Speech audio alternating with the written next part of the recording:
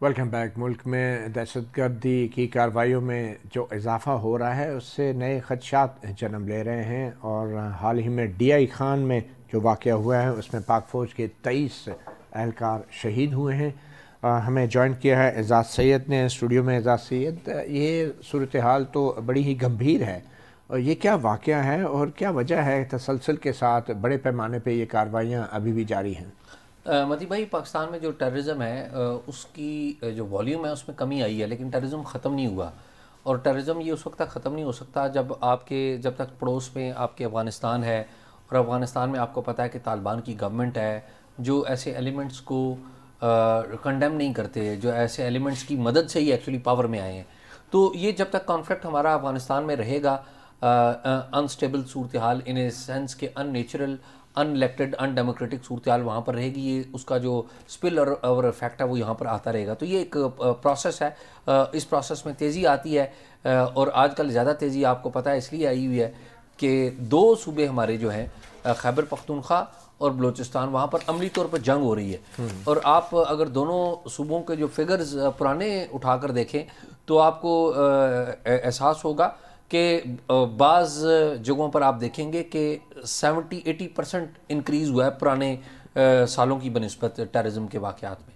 अच्छा एजाज सईद, ये जो वाक़या है DI खान में, इसमें पहले 6 दहशतगर्दों ने हमला किया और एक जनरल एरिया दरबान में, और उसके बाद एक पोस्ट में ज़बरदस्ती दाखिल होने की कोशिश की। वो ISPR के मुताबिक उनको नाकाम बनाया गया, जिसके बाद एक सुइसाइड बॉम्बिंग अटैक भी हुआ और उस सुइसाइड बॉम्बिंग अटैक से पूरी बिल्डिंग कलेप्स कर गई वहाँ पे जो, और उसमें फिर 23 जो हमारे फ़ौजी जवान थे वो शहीद हुए हैं और 6 टेररिस्ट जो हैं उनको हलाक किया गया है। तो ये कार्रवाइयाँ अगर इस रफ्तार से बढ़ रही हैं तो कहाँ पे हमारी अपनी क्या तैयारियां हैं इस हवाले से, और क्या SOPs हैं, और इन कार्रवाइयों को रोकने के लिए मज़ीद किस किस्म की हमें मामलात को देखना पड़ेगा? मती भाई, जो कार्रवाइयाँ हैं उनमें आप कमी ला सकते हैं, आप मुकम्मल तौर पर ख़त्म नहीं कर सकते। उसकी बहुत सारी वजूहत हैं। बुनियादी वजह यह है कि जिस तरह मैंने आपको बताया कि अफ़गानिस्तान का एक कॉन्फ्लिक्ट। दूसरी एक बात यह है कि जो लोग आते हैं, जो ये कार्रवाइयाँ करते हैं, वो हमारे लोगों में मिलजुल जाते हैं। उनका जो चेहरा, हुलिया, भेस जो है वो इसी इलाके, इसी खित्ते के लोग हैं, तो इसलिए उनको पकड़ना भी ज़रा मुश्किल है। इस वाक़े की कोई जिम्मेदारी कबूल की? किसने, कौन लोग थे, क्या इसमें है? एक नई तंजीम आई है जिसने इस वाक़े की ज़िम्मेदारी कबूल की है। और ये जो तंजीम है, इसने, अगर आप नवंबर में जाएं तो मियाँ वाली में आपको पता है पाकिस्तान एयरफोर्स के बेस के ऊपर अटैक किया गया था, बड़ा बड़ा अटैक था। फिर उससे पहले मई के महीने में मुस्लिम बाग का इलाका बलूचिस्तान में, वहाँ पर अटैक हुआ था। इस तरह के पहले छोटे कुछ वाक़यात हैं, उनको भी क्लेम किया है। तो ये एक नई ऑर्गेनाइजेशन आई है, और नई ऑर्गेनाइजेशन जो है ये बेसिकली TTP का एजेंडा है, और TTP का एक फ्रंट कह लीजिए, तो एक नई तंजीम के तौर तो पे क्या आई। ज़रूरत पड़ी उनको नए नाम और नए चेहरे के लिए? वो इसलिए ज़रूरत पड़ी मती भाई, जो अभी मेरी मुतलका जो लोग हैं यहाँ पर, उनसे बात हुई तो वो ये बताते हैं कि दरअसल आपको पता है कि पाकिस्तान अफ़गानिस्तान की हुकूमत का नाम लेता है कि TTP को आप सहूलत दे रहे हैं, TTP को अपनी ज़मीन दे रहे हैं। तो अफ़गानिस्तान जो है ना, इस मामले से पीछे हटना चाहता है। तो वो एक नई जो तंजीम है, जिसका अभी वेयर अबाउट्स नहीं पता।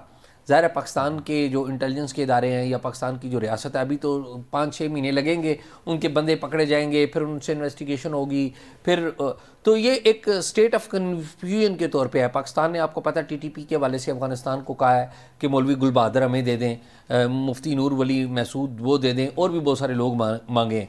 तो अब नई जो तंजीम है, कार्रवाई तो वही कर रही है जो TTP करती थी। क्या TTP कार्रवाई कर रही थी? वो आपकी सिक्योरिटी फोर्सेस को, पुलिस को, मिलिट्री की इंस्टॉलेशन को अटैक कर रही थी। ये भी बिल्कुल वही कर रहे हैं। आप क्या कहना चाह रहे हैं कि ये इतनी नई भी नहीं है और हो सकता है ये पुरानी ही हो, सिर्फ नए नाम से काम चलाया जा रहा है? मेरा ये ख्याल है कि ये, मेरी जो इतलात है, मेरे पास जो इन्फॉर्मेशन है उनके मुताबिक, ये बेसिकली पुरानी शराब नई बोतल में आई है। ये वही लोग हैं जो पहले से और पाकिस्तान पे इसके अटैक कर रहे ऊपर हैं। अफगान हुकूमत ये कह सकती है कि जी हमें तो, हम तो यहाँ से तो कुछ डिनाएबिलिटी। नहीं हो रहा, क्योंकि यहाँ TTP का तो लोग भी खामोश हैं, उन्हें TTP ने भी कोई रद्द-ए-अमल नहीं दिया इस पे। देखें ना, TTP ने इस पर रद्द-ए-अमल नहीं दिया, लेकिन इस तंजीम ने अपनी क्लेम किया है कि जी हमने ये किया है काम, और माजी के 2-3 वाक़यात में भी उन्होंने क्लेम किया है। तो अब इसमें क्या मामला है? TTP अगर इसमें क्लेम करती तो पाकिस्तान ने शोर मचाना था अफ़गानिस्तान में तालिबान हुकूमत के ख़िलाफ़, पाकिस्तान ने आपको पता सरहद बंद की हुई थी, वो एक अलग से सिलसिला चल रहा था, उनको भी इस मामले में एक हीट जो है वो महसूस होती है। तो अब इसमें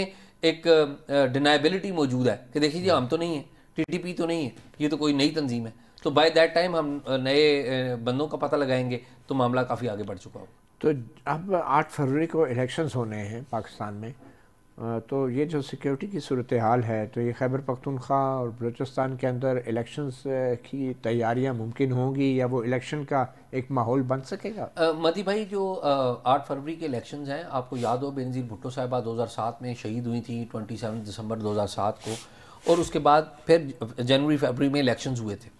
तो उस वक्त 2008 के वाक़यात अगर देखें, 7 के वाक़यात देखें, तो उसके मुकाबले में तो टेररिज्म बड़ा कम है ओवरऑल पाकिस्तान के अंदर। लेकिन इसमें कोई शक नहीं है कि आपको पता है अब ट्राइबल एरियाज़ जो हैं वो बंदोबस्ती इलाकों में यानी कि खैबर पख्तूनख्वा में जम हो चुके हैं। और खैबर पख्तूनख्वा में अगर आप देखें तो वहाँ पर एक जो सियासी जमात है जिसको सबसे ज़्यादा पॉपुलैरिटी वहाँ पे है, बेस के ऊपर उनकी सपोर्ट है, वो पीटीआई है। पीटीआई को इस तरह की दहशतगर्दी के हमलों से कोई ख़तरा नहीं है। ख़तरा वहाँ पर सबसे ज़्यादा किसका? मौलाना फजल रहमान को। और ये मैं ख़तरे की बात कोई अपने अंदाज़ों के ऊपर बात नहीं कर रहा हूँ, इसके ऊपर वजारत दाखिला नेक्टा जो है उसके ऊपर बाकायदा थ्रेट लेटर्स इशू कर चुकी है। और इस वक्त राइट नाउ अगर किसी एक लीडर को सबसे ज़्यादा खतरा है तो वो मौलाना फजल रहमान है। तो ये वैसे क्रेडिट जाना चाहिए मौलाना फजल रहमान उनकी जमात को कि वो इस ख़तरे के बावजूद भी अपनी कैंपेन चला रहे हैं।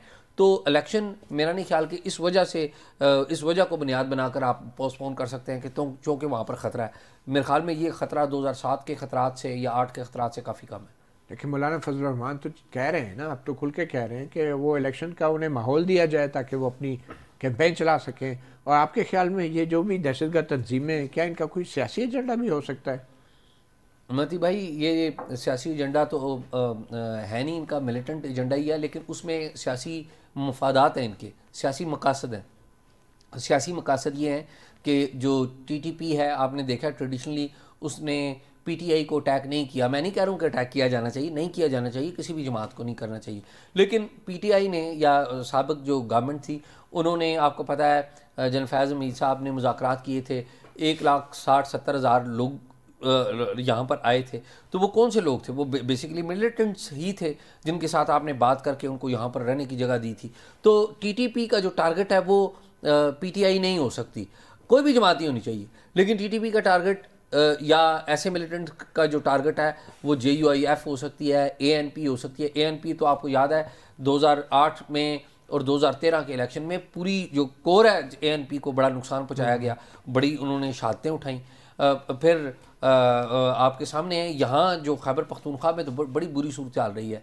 अगर आप मरकज़ पंजाब में चले जाएं तो पंजाब में भी अटैक होते रहे, लेकिन वो उन अटैक की नोयत डिफरेंट रही है। आप ये कह रहे हैं कि इन तमाम दहशतगर्दों की कार्रवाइयों से सियासी तौर पे अगर किसी जमात को फ़ायदा पहुंचेगा तो वो पीटीआई है, क्योंकि उसके लोग बाहर निकलेंगे, कैंपेन भी होगी, वोटर भी निकलेंगे, दूसरी सियासी जमातों के लोग कैंपेन भी नहीं कर सकते। उनको ये फ़ायदा हासिल हो रहा है वहाँ पर। जो सबसे ज़्यादा चूँकि मना जो हुकूमत कर रही है, किसी एक बंदे को मना कर रही है तो मौलाना फजल रहमान को मना कर रही है। और मौलाना फजल रहमान को उन्होंने एरिया स्पेसिफिक किए हैं कि इन एरियाज़ में आप मत जाएँ क्योंकि आपकी जान को ख़तरा है। तो लेवल प्लेइंग फील्ड अगर मौलाना फजल रहमान कहते हैं कि नहीं है तो वो दुरुस्त कहते हैं, क्योंकि उनको जो मिलिटेंट थ्रेट है वो बहुत ज़्यादा है। लेकिन इसका मतलब मैं ज़ाती तौर पर समझता हूँ ये नहीं है कि इलेक्शन पोस्टपोन हो जाए। तो आप ये समझते हैं कि लेवल प्लेइंग फील्ड है? मैं ज़ाती तौर पे समझता हूँ कि एक थ्रेट इन्वायरमेंट मौजूद है और थ्रेट इन्वायरमेंट के अंदर मौलाना फजल रहमान के लिए मुश्किलात ज़रूर है। मुश्किलात तो इलेक्शन कमीशन क्या अपने आइनी अख्तियारात इस्तेमाल कर सकता है? क्या इलेक्शन को सूबे की हद तक या कुछ हल्कों की हद तक पोस्टपोन किया जा सकता है? और इस दफ़ा तो जो हसास पोलिंग स्टेशन की फहरिस्त आई है वो भी 54% से ज़ायद हो गई है। मती भाई, बात यह है कि इलेक्शन कमीशन हो या कोई भी हो, आइन से रूबगर्दानी तो कोई भी नहीं कर सकता। मेरा नहीं ख्याल। लेकिन आइन अगर उन्हें इख्तियार देता है कि इस तरह के हालात में उसमें कुछ एरियाज जो हैं, उसमें कुछ एरियाज स्पेसिफाई किए जा सकते हैं जहाँ पर आप इलेक्शन ना करवाएं। और जब भी आपको पता है इलेक्शन होते रहे हैं पाकिस्तान में, माजी करीब में भी देख लें तो हर दफ़ा इलेक्शन में 10, 12, 15 ऐसे हल्के रहे हैं जिनके ऊपर आपने इलेक्शन नहीं करवाए, वो इलेक्शन बाद में करवाए हैं सिक्योरिटी की वजूहत से या कुछ मौसमी जो सूरत हाल है उसकी वजह से। लगता ही है कि शायद दहशत गर्दों की भी ये कोशिश है कि मुल्क में इलेक्शन ना हो। मेरा ये ख्याल है कि बहुत सारे अनासर हैं, गैर जमहूरी क़ुव्वतें हैं जिनकी कोशिश है कि इलेक्शन ना हो, लेकिन मैं नहीं समझता कि वो कामयाब हो पाएंगे। मेरा ये ख्याल है कि इलेक्शन होंगे। बहुत शुक्रिया। न सिर्फ ख्याल है बल्कि उम्मीद है कि इलेक्शन होंगे और दहशत गर्दी की इन कार्रवाइयों के हाथों हमारा मुल्क, हमारा कौम और हमारा निज़ाम यरकमाल नहीं बनेगा। सहाफ़ी प्रोग्राम से इतना ही, इजाज़त दीजिए। अल्लाह हाफ़िज़।